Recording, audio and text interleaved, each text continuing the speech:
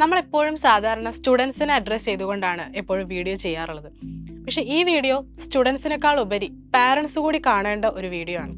ഇപ്പം ചെറുപ്പത്തിൽ നമ്മളൊരു കുട്ടിയോട് ഭാവിയിൽ ആരാകണമെന്ന് ചോദിക്കുന്ന സമയത്ത് മെജോറിറ്റി സ്റ്റുഡൻസും പറയുന്നത് ഒന്നുകിൽ ഡോക്ടർ, എഞ്ചിനീയർ അല്ലെങ്കിൽ ടീച്ചർ എന്നുള്ളതാണ്.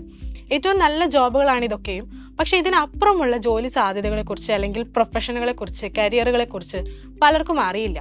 +1 +2 കഴിഞ്ഞ് ഡിഗ്രിയും കഴിഞ്ഞിട്ടായിരിക്കും പലരും പല സാധ്യതകൾ അന്വേഷിച്ചിറങ്ങുന്നത്. മിസ് എങ്ങനെയാണ് കൊമേഴ്സിലേക്ക് വരണം എന്നുള്ളൊരു തീരുമാനത്തിലേക്ക് എത്തിയത്? നമ്മുടെ ആ സമയത്ത് നോക്കുകയാണെന്നുണ്ടെങ്കിൽ മാർക്ക് കുറഞ്ഞ രീതിയിൽ അല്ലെങ്കിൽ മാർക്ക് കുറഞ്ഞു പോയി ചിലപ്പം അങ്ങനത്തെ ഉള്ള ആൾക്കാർ കൊമേഴ്സ് ചൂസ് ചെയ്യുന്നുണ്ട്. അല്ലെങ്കിൽ സയൻസ് പാടാണ്, മാത്സ് പഠിക്കാനുണ്ട്, അങ്ങനെയുള്ള ആൾക്കാർ എന്ത് ചെയ്യുന്നുണ്ട്, കൊമേഴ്സിൽ ചൂസ് ചെയ്യുന്നുണ്ടായിരുന്നു. അധികം പാഷനേറ്റ് ആയിട്ട് എനിക്ക് കൊമേഴ്സ് വേണം എന്ന് പറഞ്ഞ് ചൂസ് ചെയ്യുന്ന ആൾക്കാർ തീരെ എൻ്റെ സമയത്ത് കുറവായിരുന്നു. ഇപ്പോഴും അത് കുറവാണെന്നാണ് ഞാൻ അറിയുന്നത്. ഒന്നെങ്കിൽ ചിലപ്പോൾ നമുക്ക് പറയാം ഏതെങ്കിലും ഒരു കടയിൽ അക്കൗണ്ടൻ്റ് ആയിട്ട് ഇരിക്കുക, അല്ലെങ്കിൽ അങ്ങനത്തെ ഉള്ള ജോലി മാത്രമേ, അങ്ങനത്തെ ഉള്ള സാധ്യതകൾ മാത്രമേ കൊമേഴ്സിനുള്ളൂ എന്ന് വിചാരിച്ചിരിക്കുന്ന കുറച്ച് പേരുണ്ടാകും. അല്ലെങ്കിൽ ഇങ്ങനത്തെ ഉള്ള ഹൈ ക്വാളിറ്റി ജോബ്സിനെ പറ്റി, കൊമേഴ്സിൽ തന്നെ പ്രൊഫഷണൽ ജോബിനെ പറ്റി പാഷനേറ്റ് അല്ലാത്ത ആൾക്കാരും ഉണ്ടാവും. എനിക്ക് തോന്നുന്നു അവർക്ക് അതിനുള്ള സാധ്യതകളൊക്കെ അറിയാത്തതുകൊണ്ടായിരിക്കും എന്നാ തോന്നുന്നത്. കാരണം ഇപ്പം അഖില മിസ് പറഞ്ഞ പോലെ ഡോക്ടർ, എഞ്ചിനീയർ, അതേപോലെ തന്നെ ഹൈ സ്റ്റാൻഡേർഡ് ആയിട്ടുള്ള അല്ലെങ്കിൽ ഹൈ പേയിങ് ജോബാണ് നമ്മളുടെ CA, CMA, ACCA എന്നൊക്കെ പറയുന്നത്. പക്ഷെ അതിനെപ്പറ്റി കുട്ടികൾക്ക് അതിന് അത്രയ്ക്കൊരു ഐഡിയ ഇല്ല. അതെങ്ങനെയാണ് ചെയ്യേണ്ടത്, അല്ലെങ്കിൽ ഇപ്പം +2 കഴിഞ്ഞിട്ട് എങ്ങനെയാണ് അതിനെപ്പറ്റി പോകേണ്ടത്, ഇതിനെപ്പറ്റിയുള്ളൊരു ഐഡിയ കുട്ടികൾക്ക് ഇല്ലാത്തത് കൊണ്ടായിരിക്കാം ചിലപ്പം കൊമേഴ്സിലേക്ക് അവർ വരാത്തതെന്ന് തോന്നുന്നു. തീർച്ചയായും നമ്മൾ റൂട്ട് ലെവലിൽ നിന്ന് തന്നെ കുട്ടികൾക്ക് ആ ഒരു ട്രെയിനിങ് കിട്ടുവാണെങ്കിൽ, അതിനെക്കുറിച്ച് മനസ്സിലാക്കാനുള്ള ഒരു ഓപ്ഷൻ കിട്ടുകയാണെങ്കിൽ അതായിരിക്കും കുറച്ചുകൂടി ബെറ്റർ. ഇപ്പം CA, CMA, ACCA ഈ കരിയറൊക്കെ കേൾക്കുന്ന സമയത്ത് ഇതെല്ലാം ഒരുപോലെയാണ് എന്നുള്ളൊരു ധാരണയാണ് കുട്ടികൾക്ക്. ഇതിലെല്ലാം കാൽക്കുലേഷൻ ആണ്, ഇതെല്ലാം ഒരേപോലത്തെ കരിയർ ആണ് എന്നുള്ളൊരു ധാരണയാണ്. ഇപ്പം എക്സാമ്പിൾ നമ്മൾ CA, CMA തന്നെ എടുക്കുവാണെങ്കിൽ CA ഒരു അക്കൗണ്ടിങ് കരിയർ ആണെങ്കിൽ CMA ഒരു കൺസൾട്ടൻസി കരിയറാണ്. അപ്പോൾ ഈ ഒരു ഡിഫറൻസ് കുട്ടികൾക്ക് അറിയുന്നില്ല. ഇതെല്ലാം ഒരുപോലെ ആണല്ലോ എന്നുള്ളൊരു തോന്നലാണ്. മിസ്സിന് എന്താ തോന്നുന്നത്? ശരിയാണ് മിസ് പറഞ്ഞത് ശരിയാണ്. കാരണം ബേസിക് ലെവലിൽ തന്നെ നമുക്കൊരു അവയർനെസ് കിട്ടാത്തത് കൊണ്ടാണ് പല കുട്ടികൾക്കും അതിനെപ്പറ്റി അറിയാതെ പോകുന്നതും. ഇപ്പോൾ നമ്മളൊരു സിനിമ എക്സാമ്പിൾ നോക്കുകയാണെന്നുണ്ടെങ്കിൽ അതിൽ വരുന്ന ക്യാരക്ടേഴ്സൊക്കെ ഒന്നെങ്കിൽ ഒരു ഡോക്ടർ ആയിരിക്കാം, ഒരു എഞ്ചിനീയർ ആയിരിക്കാം, ഒരു ടീച്ചർ ആയിരിക്കാം. അതിലുപരി നമ്മളൊരു CA-കാരനെ, CMA-കാരനെ ചെറുപ്പത്തിൽ തൊട്ട് കണ്ടു വളരുന്നില്ല. അപ്പം നമ്മുടെ ഫാമിലിയുടെ സൈഡിൽ നിന്നായാലും അക്കാഡമിക്സിൽ നിന്നായാലും നമുക്ക് ആ ഒരു അവയർനെസ് കിട്ടുന്നത് വളരെ കുറവായിരിക്കും. ഇല്ലയെന്ന് ഞാൻ പറയുന്നില്ല, എന്നാലും വളരെ കുറവായിരിക്കും. അപ്പം അതിൻ്റെ ഒരു പോരായ്മയായിരിക്കാം കുട്ടികളെ ഈ ഒരു ഫീൽഡിലോട്ട് അധികം പാഷനേറ്റ് ആക്കാത്തത്. തീർച്ചയായിട്ടും അതെ. കാരണം ഇപ്പം ഡോക്ടർ ആവണം, എഞ്ചിനീയർ ആവണമെന്നാണെങ്കിൽ കുട്ടികൾക്ക് അറിയാം +1 +2 ശേഷം ഏത് കോച്ചിങ് എടുക്കണം, അല്ലെങ്കിൽ ഏത് എക്സാം എഴുതണം. അതിനെപ്പറ്റി കുറേ ആൾക്കാർക്കൊക്കെ ഇന്ന് അറിയാം ഏതിനൊക്കെയാണ് പോകേണ്ടതെന്നുള്ളത്. നമ്മളൊരു പ്രൊഫഷണൽ കോഴ്സിലേക്ക് വരുമ്പോഴത്തേനും എന്താണ് ചെയ്യേണ്ടത്, എങ്ങനെ പ്രിപ്പയർ ചെയ്യണം, ഏതൊക്കെയാണ് എക്സാംസ്, അതിൻ്റെ സബ്ജക്ട്സ് എങ്ങനെയാണ് പോകുന്നത്, അതിനെപ്പറ്റി ഒന്നും ആർക്കും ഒരു ഐഡിയ ഇല്ല. നേരത്തെ മിസ് പറഞ്ഞ പോലെ തന്നെ +2 കഴിഞ്ഞിട്ടും ഡിഗ്രി ഒക്കെ കഴിഞ്ഞിട്ടാണ് കുറേ ആൾക്കാർ ഇതിനെപ്പറ്റിയൊക്കെ ഒരു ഐഡിയ ഉണ്ടാക്കുന്നത് തന്നെ. പക്ഷേ റൂട്ട് ലെവലിൽ തന്നെ ഇപ്പോൾ +1 +2 തന്നെ നമ്മൾ അതിനെപ്പറ്റി ഒരു അവയർനെസ് കൊടുക്കുകയാണെങ്കിൽ അപ്പോൾ അത് കുറച്ചും കൂടി ഒരു ബെറ്റർ ആയിരിക്കും തോന്നുന്നു. കാരണം ഇപ്പോൾ ഏതൊക്കെ പ്രൊഫഷൻ ആയാലും ഒരു ഫിനാൻഷ്യൽ ഇയർ എൻഡ് ചെയ്യുമ്പം അവരൊരു കൊമേഴ്സുകാരുടെ അടുത്താണ് എത്തേണ്ടത്, ടാക്സ് ഫയൽ ചെയ്യാനും കാര്യങ്ങളൊക്കെ ചെക്ക് ചെയ്യാനൊക്കെ ആയിട്ട്. അപ്പോൾ അതുകൊണ്ട് കൊമേഴ്സ് പ്രൊഫഷൻ വളരെ ഇമ്പോർട്ടൻ്റ് ആയിട്ടുള്ള ഒരു സംഭവം തന്നെയാണ്. സോ റൂട്ട് ലെവലിൽ നിന്ന് സ്റ്റാർട്ട് ചെയ്യുക എന്നുള്ളതാണ്. മിസ്സിന് എന്താ തോന്നുന്നത്? തീർച്ചയായും അങ്ങനെയുള്ളൊരു സ്ട്രാറ്റജി തന്നെയാണ് നമ്മൾ ഇൻട്രൊഡ്യൂസ് ചെയ്യേണ്ടത്. ഇപ്പം സയൻസ് സ്റ്റുഡൻസിനാണെങ്കിൽ +1 +2 കൂടെ തന്നെ അവർക്ക് നീറ്റ് കോച്ചിങ് ഒക്കെ കിട്ടുന്നത് പോലെ നമ്മൾ +1 +2 കൊമേഴ്സ് ട്യൂഷൻ്റെ കൂടെ അവരുടെ ഇൻട്രസ്റ്റ് ഏത് പ്രൊഫഷണൽ കോഴ്സിലാണെന്ന് മനസ്സിലാക്കാനും അവർക്ക് ഏതിനോടാണ് താല്പര്യം എന്നൊക്കെ ആ ഒരു ബേസിക് ലെവലിൽ തന്നെ അവർക്ക് മനസ്സിലാക്കാനും ഒക്കെയുള്ളൊരു ട്രെയിനിങ് ഈ ട്യൂഷൻ്റെ കൂടെ തന്നെ കിട്ടുകയാണെങ്കിൽ അത് തീർച്ചയായും ഒരു റെവല്യൂഷനായി തന്നെ മാറും. അതാണ് നമ്മുടെ സൈലം ഇൻട്രൊഡ്യൂസ് ചെയ്യുന്ന കൊമേഴ്സ് പ്രൊഫഷണൽ ട്യൂഷൻ. ഇപ്പോൾ നമ്മുടെ +1 +2 കൊമേഴ്സ് ട്യൂഷൻ്റെ കൂടെ തന്നെ CA, CMA, അതുപോലെ തന്നെ CMA US, CMA India, ACCA ഈ പ്രൊഫഷണൽ കോഴ്സുകളുടെയൊക്കെ ഫൗണ്ടേഷൻ കൂടി അവർക്ക് +1 +2 കൊമേഴ്സ് ട്യൂഷൻ്റെ കൂടെ കിട്ടുകയാണ്. തീർച്ചയായിട്ടും മിസ്, അത് വളരെ നല്ലൊരു ഇനിഷ്യേറ്റീവ് തന്നെയാണ്. കാരണം ഇപ്പോൾ ഒരു പ്രൊഫഷണൽ ട്യൂഷൻ കുട്ടികൾക്ക് കൊടുക്കുക എന്ന് പറയുന്നത് തന്നെ അതിനോടൊപ്പം തന്നെ foundation level CA, ACCA, CMA കൊടുക്കുക എന്ന് പറയുന്നത് ഇറ്റ് ഈസ് ദ ബെസ്റ്റ്. നമുക്ക് ചെയ്യാൻ പറ്റുന്നത് നമ്മുടെ ബെസ്റ്റ് തന്നെയാണ്.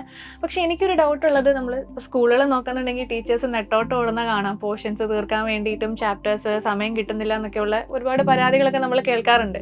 അപ്പോൾ നമ്മുടെ ഈ ട്യൂഷൻ നോക്കാന്നുണ്ടെങ്കിൽ നമ്മൾ +1 +2 ട്യൂഷനും കൊടുക്കുന്നുണ്ട്, അതിനോടൊപ്പം തന്നെ ഫൗണ്ടേഷൻ ക്ലാസ്സസും കൂടെ നമ്മൾ പ്രൊവൈഡ് ചെയ്യുന്നുണ്ട്. അപ്പം ഇതിൻ്റെ ടൈമും കറക്റ്റ് പ്ലാനും അതൊക്കെ എങ്ങനെയായിരിക്കും? ഞാൻ കുറച്ച് കൺഫ്യൂസ്ഡ് ആണ്. അതിൻ്റെ എങ്ങനെയായിരിക്കും നമ്മളത് ചെയ്യുക? ആക്ച്വലി അതിന് കൺഫ്യൂഷൻ്റെ ആവശ്യങ്ങളൊന്നുമില്ല. കാരണം ഇപ്പം സൈലത്തിൻ്റെ പ്രത്യേകത എന്ന് പറയുന്നത് ഒരു അക്കാഡമിക് ഇയറിൻ്റെ ഫുൾ പ്ലാൻ ആദ്യം സെറ്റാണ്.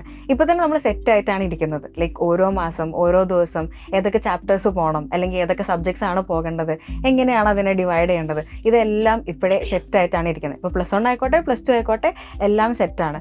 സോ അവിടെ ഒന്നും ഒരു കൺഫ്യൂഷൻ്റെ കാര്യങ്ങൾ വരുന്നില്ല. അപ്പം കൊടുക്കേണ്ട ഓർഡർ പോലും നമ്മൾ റെഡിയാക്കിയിട്ടാണ് ഇപ്പോൾ ഉള്ളത്.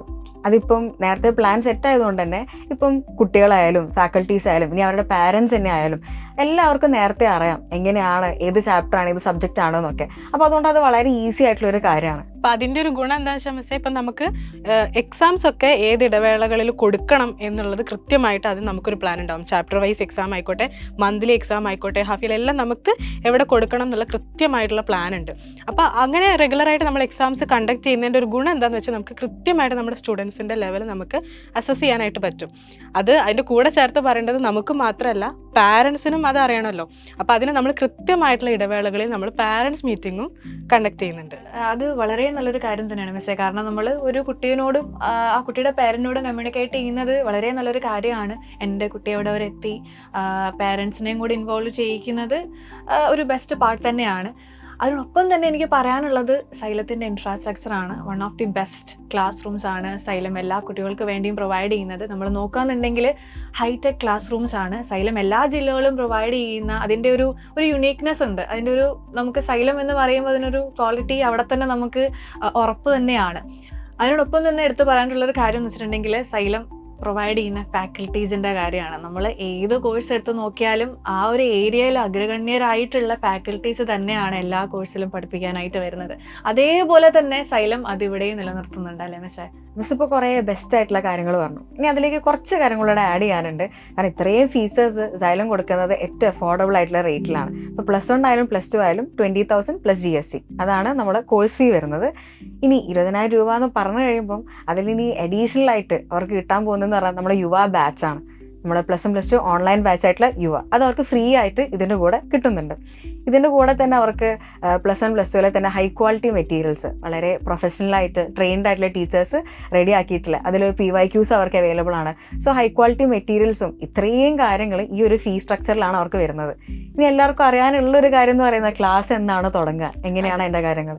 അതെ, നമ്മുടെ ക്ലാസ് സ്റ്റാർട്ട് ചെയ്യുന്നത് +2 ആണെങ്കിൽ ജൂലൈ 7 സ്റ്റാർട്ട് ചെയ്യുന്നത്. +1 ആണെങ്കിൽ ജൂലൈ 14 ക്ലാസ് തുടങ്ങുന്നത്. അന്ന് നമുക്ക് ടൈമിംഗ് 9 to 4:30 ആണ് നമ്മുടെ ക്ലാസ്സിൻ്റെ ടൈമിംഗ് വരുന്നത്. അതുപോലെ നമ്മുടെ സൈലം മാവൂർ റോഡുള്ള സൈലത്തിൻ്റെ ക്യാമ്പസിൽ വെച്ചിട്ടാണ് നമ്മുടെ ക്ലാസ്സസ് പോകുന്നത്. പിന്നെ ഇതിലെ ഏറ്റവും എടുത്ത് പറയേണ്ട ഒരു കാര്യം എന്ന് പറയുന്നത് നമ്മുടെ ഏറ്റവും അഫോർഡബിൾ ആയിട്ടുള്ള ഫീസാണ് കൊടുക്കുന്നതെന്ന് മിസ് പറഞ്ഞല്ലോ. അതിൻ്റെ പുറമെ ആദ്യം രജിസ്റ്റർ ചെയ്യുന്ന 100 കുട്ടികൾക്ക് സ്കോളർഷിപ്പും നമ്മുടെ സൈലം പ്രൊവൈഡ് ചെയ്യുന്നുണ്ട്. അപ്പോൾ അഫോർഡബിൾ ഫീസിൻ്റെ കൂടെ സ്കോളർഷിപ്പും കൂടെ കിട്ടുകയാണ്. അതും ആദ്യം രജിസ്റ്റർ ചെയ്യുന്ന 100 കുട്ടികൾക്ക്. അപ്പോൾ നമ്മുടെ കുട്ടികൾക്ക് കോൺടാക്ട് ചെയ്യാനുള്ള ഒരു നമ്പർ നമ്മൾ താഴെ കൊടുത്തിട്ടുണ്ടാവും. അപ്പോൾ എത്രയും പെട്ടെന്ന് തന്നെ നിങ്ങളെല്ലാവരും നമ്പറിൽ വിളിച്ചിട്ട് നിങ്ങളെ സീറ്റ് ഉറപ്പാക്കുക. ലിമിറ്റഡ് സീറ്റ്സേ ഉള്ളൂ. അപ്പോൾ എല്ലാവരും പെട്ടെന്ന് തന്നെ ജോയിൻ ചെയ്യുക. അപ്പോൾ എല്ലാവർക്കും ഓൾ ദി ബെസ്റ്റ്.